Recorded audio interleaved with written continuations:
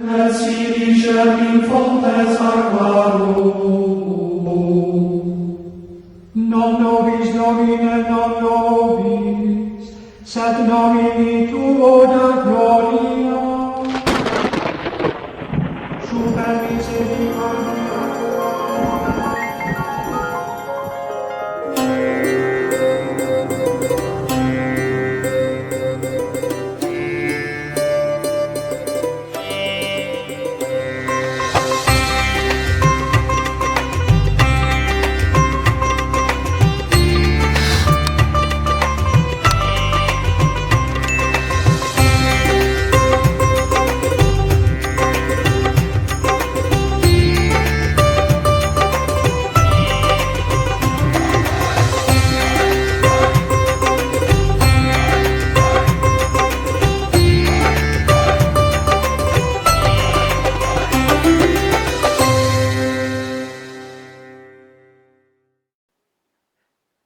Oi, pessoal. O primeiro conceito, a primeira ideia que o homem vai ter de Deus no princípio, vai ser aquela imagem do patriarca do Velho Testamento, o velho de longas barbas ao qual deveríamos nos submeter em troca da salvação ou da pena eterna para as nossas almas. Um Deus caprichoso, cujos desígnios insondáveis não podem nem devem jamais ser sequer questionados, já que a sua vontade absoluta é a lei que rege a tudo e a todos aqui na Terra. Trata-se de um Deus que está sempre vigiando os nossos passos e nos colocando à prova. Se a gente não acredita nele, então seremos torturados até que acreditemos. E quando passamos a acreditar, então teremos que passar por duras provações para provar a nossa fé. Ou seja, de um modo ou de outro, ele sempre está associado à figura de um pai severo e punitivo, onde nem sempre a gente sabe porque está apanhando, mas devemos compreender que ele sempre sabe porque está batendo. Um Deus que prova seu poder através do envio das pragas, terremotos, pestes, tempestades, raios e vendavais, e também castigos terríveis, ao qual deveremos nos submeter para que, amedrontados, lhe sejamos sempre obedientes. Um Deus ameaçador e implacável com seus rompantes de mau humor. Para que ganhemos o direito do céu, é necessário que tenhamos uma vida de austeridade e privações nesta terra. Caso contrário, as portas do inferno nos estarão sempre disponíveis, abertas e aguardando para a danação eterna da nossa alma. Dentro dessa visão, a gente tem uma única vida para viver e uma eternidade inteira para sofrer as consequências de nossas escolhas nesta vida.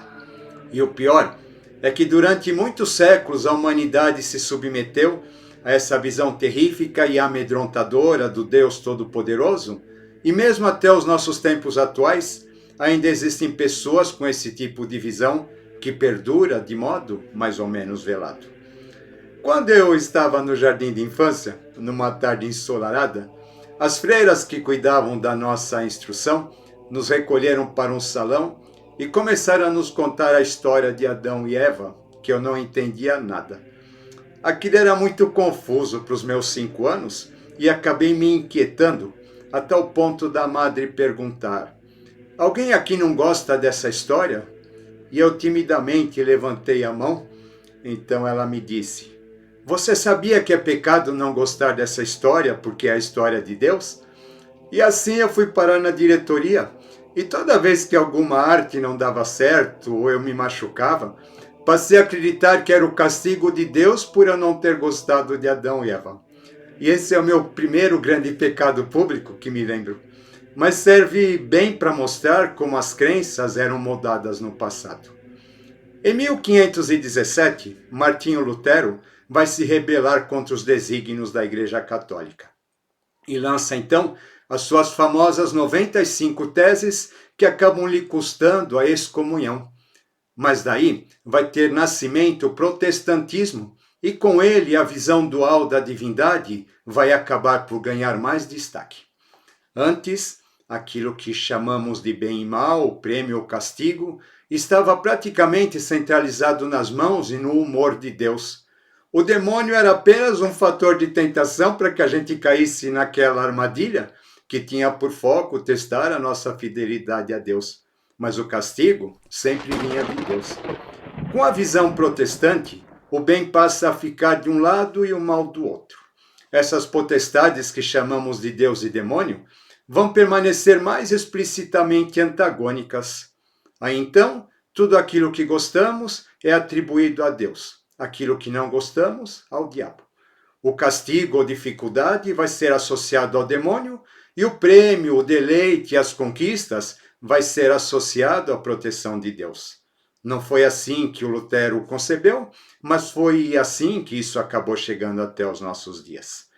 Essa nova visão protestante vai quebrar o poderio da Igreja Católica com a sua Inquisição e vai acabar, juntamente com o Renascimento, por formatar um novo conceito de mundo, de homem e de humanidade. Vai dar uma ventilada na espiritualidade daquela época, pois acaba tirando o monopólio da Igreja Católica a respeito dessa questão. Porém, essa polaridade católica e protestante vai prevalecer durante muitos séculos e ambos vão se mostrar igualmente cruéis e inquisidores, no meu modo de ver, cada um tentando impor o Deus do seu modo e, para isso, se aliando aos poderosos. Até que, no início do século XIX, vai nascer um francês chamado Hippolyte Léon Denisard Rivail, que, sob o pseudônimo de Allan Kardec, vai codificar o espiritismo em meados daquele século. Ou seja, tudo não é mais uma questão entre Deus e demônio, céu e inferno. Vão surgir planos astrais intermediários e com eles seus mentores e as suas entidades. O ser humano, então, se liberta da ideia de uma única vida para acertar ou errar e começa a ver a alma como parte de um processo evolutivo ao qual estamos atrelados através dos ciclos reencarnatórios. Através do conceito de karma e reencarnação, o Oriente e o Ocidente começam levemente a se tocar. Ainda no final daquele mesmo século, Blavatsky, com a sua teosofia, vai trazer uma complementação ao espiritismo, agora dentro de um conceito muito mais amplo. Não se trata apenas de um processo de vida, morte e reencarnação, mas sim de todo um plano cósmico evolutivo que se manifesta através da ação de hierarquias criadoras, manifestadas em diversos planos e dentro de uma mecânica cósmica universal, da qual faz parte, inclusive, aquilo que chamamos Deus. E este, então, deixa de ser algo que já veio pronto e estático e passa a ser algo que se manifesta e espelha em tudo aquilo que vive e existe, e ao se refletir na própria criação, passa a se conhecer. E o homem, então, passa a descobrir Deus na sua própria formação, na sua própria estrutura, e com isso Deus não está mais restrito às igrejas e aos templos.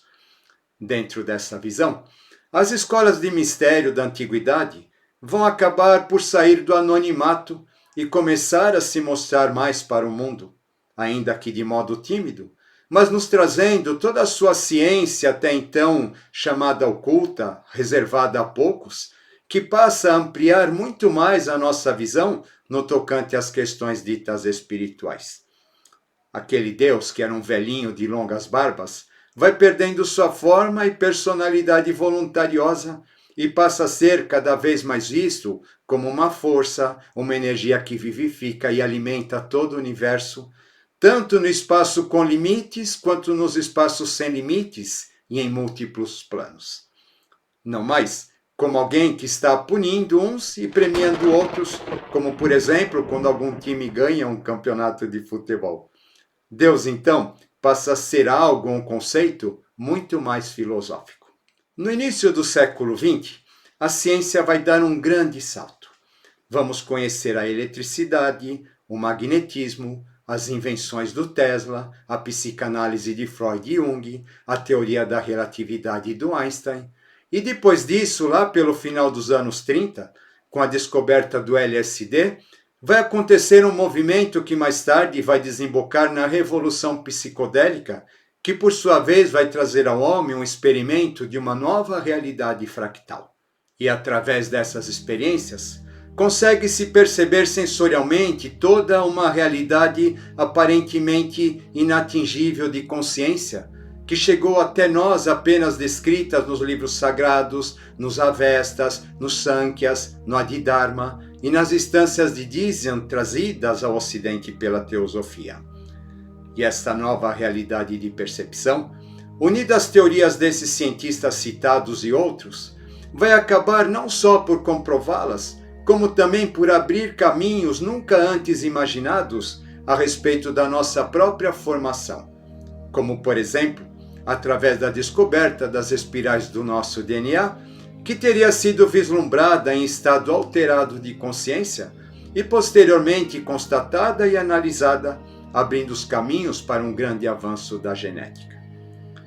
Curioso a gente levantar aqui a questão dos cientistas observando a sequência numérica do DNA e constatando a repetição constante de 4 algarismos que em hebraico corresponderiam ao Yod, Ré, Val, Ré, o que seria chamada assinatura de Deus na criação. A filosofia se une à ciência em busca de Deus. Tudo é energia fractal.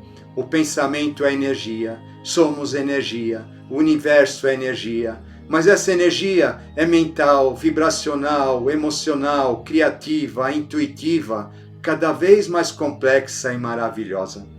E essa energia fractal vai acabar sendo vista e observada cientificamente através dos aceleradores de partículas que acabam proporcionando a descoberta do chamado bóson de Higgs, ou partícula de Deus.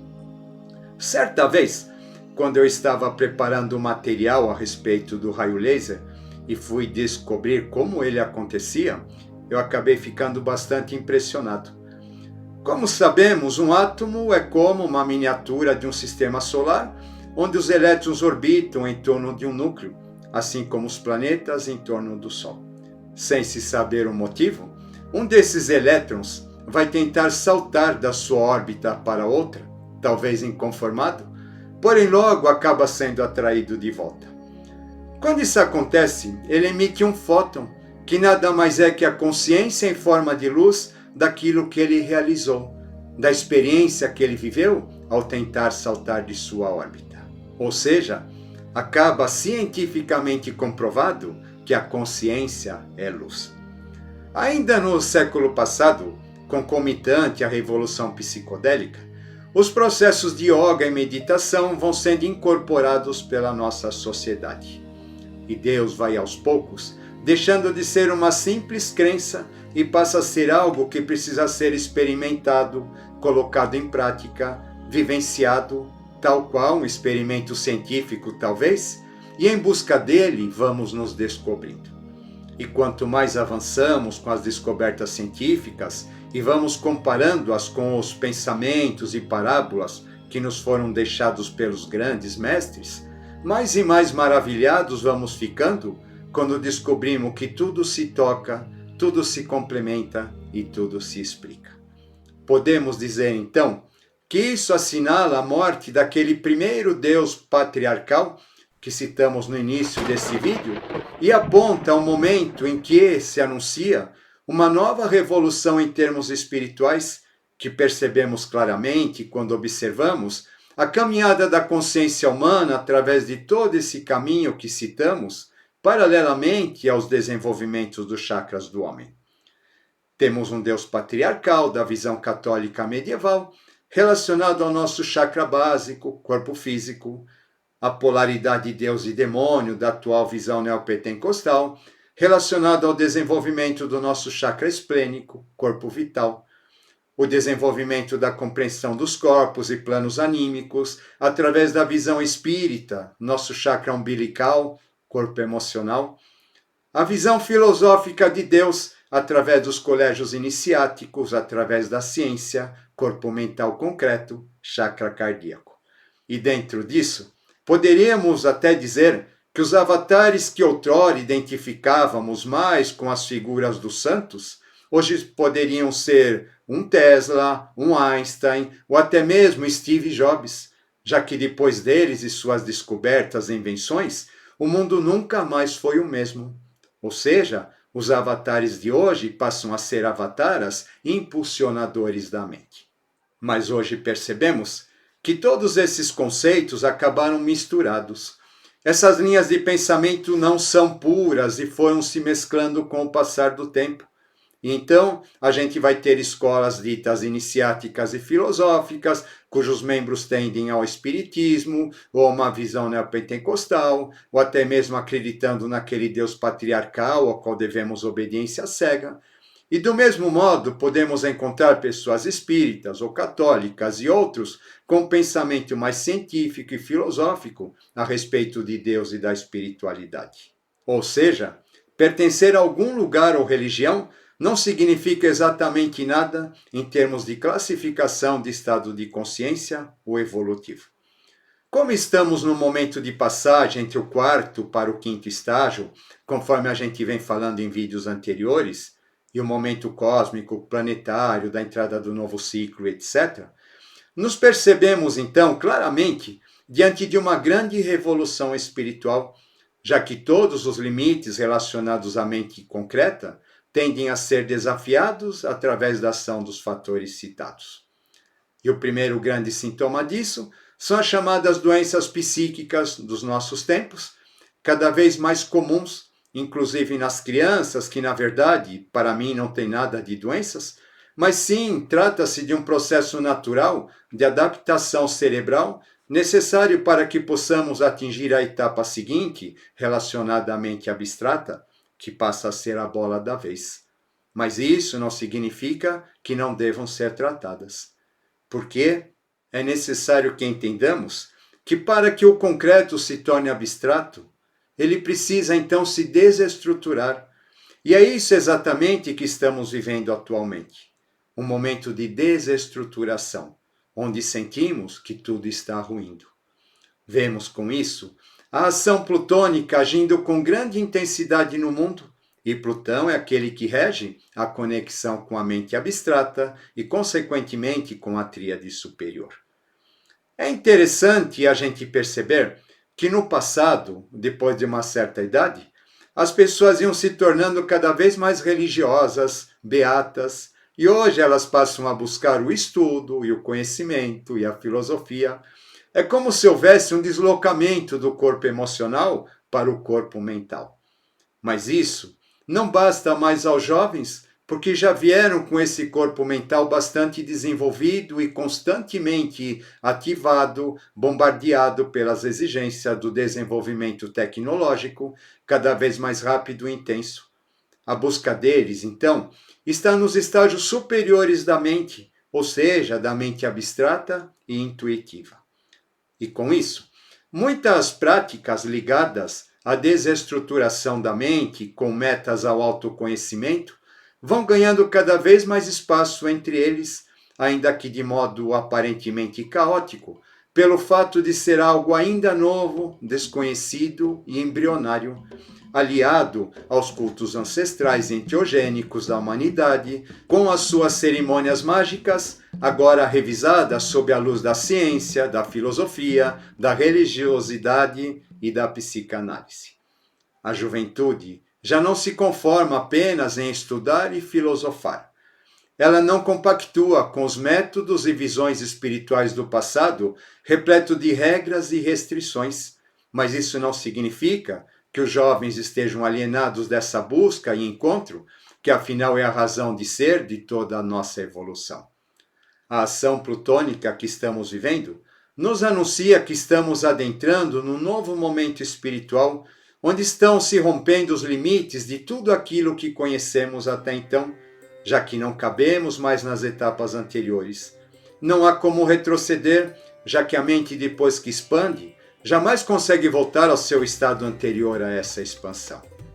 A nova visão espiritual passa a ser científica, filosófica, ecológica, planetária e integrativa, que não pode mais ficar apenas no plano mental ou filosofal ou emocional, mas que precisa urgentemente ser vivida e colocada em prática. Por isso, dizemos que acabou o tempo dos mistérios ocultos, porque tudo precisa ser objetivado, vivido e constatado. O conhecimento não pode mais ficar fechado, restrito a pequenos grupos, porque a nova humanidade que vai nascer precisa das suas bases para se estruturar.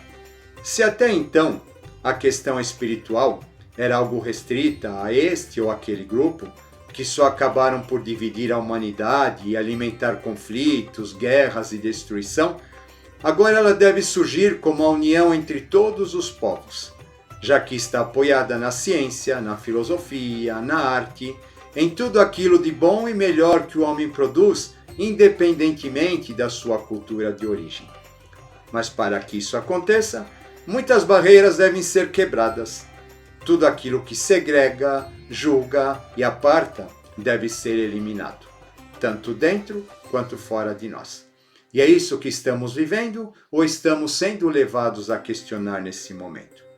A verdadeira espiritualidade agora se chama realização no mundo através da prática de tudo aquilo que sabemos, produzimos e que de melhor temos a oferecer.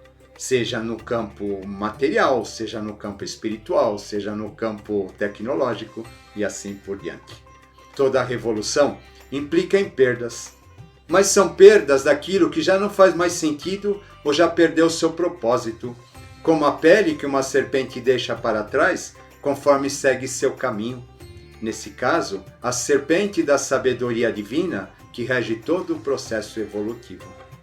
Portanto, o que deve ser deixado para trás é tudo aquilo que segrega, julga e aparta e que existe apenas para a satisfação do nosso ego.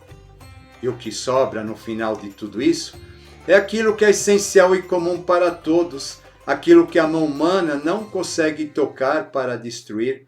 É a experiência interior vivida por cada um que nos leva a uma constatação que, embora diferente para cada pessoa, nos conduz às mesmas conclusões que nos une ao invés de nos separar. É a nossa humanidade individual que nos iguala a todos. É o ponto onde todos os nossos universos interiores se encontram e se tocam. Mas onde, então, estará esse novo?